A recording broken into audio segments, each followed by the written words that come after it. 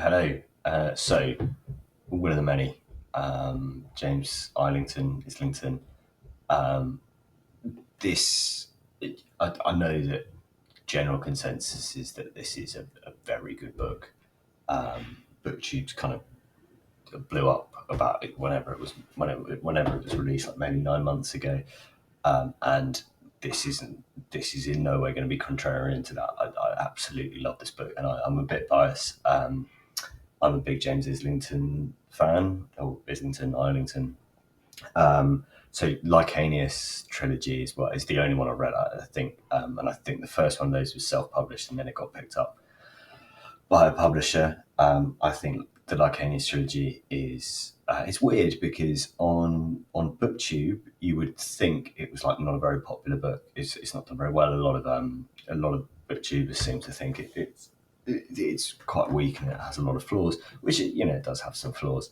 But general consensus, if you go on like Goodreads, which I mean, don't get me started on Goodreads, but if you go on Amazon, if you go on other places, it was a very popular book, very successful, and regarded, I think, quite highly. When I say book, I mean series. That series, if you like fantasy, if you're reading kind of Brandon Sanderson books, if you're reading Brent Weeks, if you like plotting and well thought out plots that you kind of don't realize where they're going to go, and then they all are kind of very methodically planned out and coalesce into something pretty special, which is what Sanderson's famous for. But I actually think Lycanius does it better than a lot of Sanderson's books. So if you like that, I would definitely read Lycanius. Will of the Many is his new book, and I think it's going to be a trilogy, and I think the next one's going to not be released till next year, annoyingly. But I finally got around to reading this one. It's taken me too long to read it. I can't believe it took me so long to read it, because it's a fantasy book based on you know an author who I am very fond of, who's written one of my favorite series of books, and it's also like a Roman inspired fantasy as well. I did ancient history at uni. I love the Romans, so this sort of should have just been a slam dunk for me, and I should have read it straight away, and I didn't. Um, and I'm regretting that now. I first listened to it on audiobook. I don't think the audio. I think this is actually better read. I like nothing against the narrator; he's fine, but there's a. I wouldn't say it's a complex plot, but the kind of, I'll get into it in a bit more detail later. But basically, the plot, that a lot of people have a lot of separate competing motivations. There's a lot of kind of I wouldn't say political, but like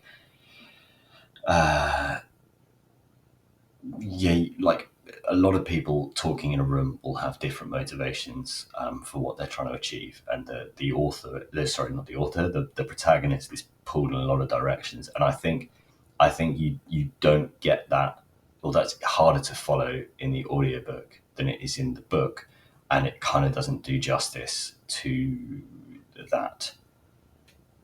I don't quite know what the word is, to that ambiance of these sort of competing motivations. I think you would miss a lot of the subtleties on that listening to it on the audiobook than reading the book. That said, it's not a particularly difficult book to follow either, in spite of that. So you certainly could get away with listening to it on Audible as well. The book follows one character, it's first person perspective, very similar to Red Rising, which isn't actually a series I particularly liked, but similar to that.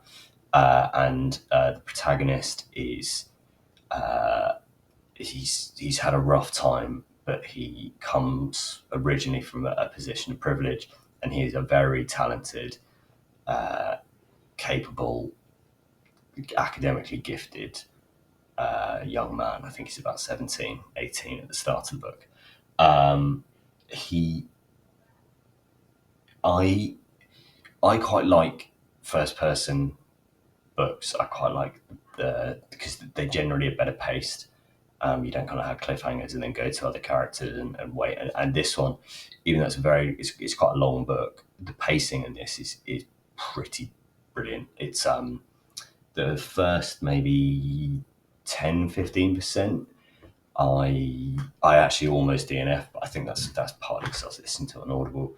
But I'm so glad I didn't, because yeah, once you kind of get past that initial hump, it's pretty fast paced. It's pretty good going, and you don't really want to put it down. It really, but certainly hooked me. I think it hooked a lot of people. Um, the the key strengths of the book, I think, are it's really well plotted, and it's so refreshing because um, there are these kind of you kind of don't always know, or you kind of yeah, you don't always know what's going on really, and there's a lot of kind of subversion of your of one perspective to another. I'm trying to be vague, but like people have praised fantasy books for doing that. That I've then read and gone, oh, they haven't really done that at all. Or they've only done it to like a small degree. So slightly tangential, but the faithful and the fallen, people say, oh, it always keeps you on your toes. It always keeps you guessing. It really didn't. Like, and I really like. There were like maybe 3 or 4 sort of reveals that were like not that great. One of them didn't even really make any sense. And like I remember like feeling really flat and disappointed from that. But this one doesn't do that. It's um, it's very good in that sense. I won't kind of dwell on that anymore. But that's a huge thing for me, and I very much enjoyed that. Uh, Characters, there are some great characters in this. The main character I really liked, but I can definitely understand people saying he's a bit like Ender in Ender's Game, where like he's just brilliant at everything, and everything that's thrown at him he figures a way out of. I don't think that's true. I don't actually think that's a fair critique, but I can certainly understand that point of view. He's not dissimilar to the main guy in Red Rising, Darrow, I think, in that sense, and that can be a bit annoying. And then, like, linked to that was like one of the only things in the book that like frustrated me a bit was he the main character is wrong about a certain thing, and he kind of thinks that something's going on when it's not, and it's so obvious. It's so obvious that he's wrong. Like the whole time, it's so obvious that he's wrong. But and you kind of because the character's so intelligent and sort of always sees the correct answer, or generally sees the correct answer, and is very capable. It's really jarring that you'd think he'd be this thick about this one thing. Obviously, I'm not going to say what the one thing is. It's not even a massive plot point, but I'm happy to talk about that separately if people want to talk about that separately. But that's one like slight frustration I had, tiny thing. The other characters, some of the side characters, I think are really really good, like really well fleshed out.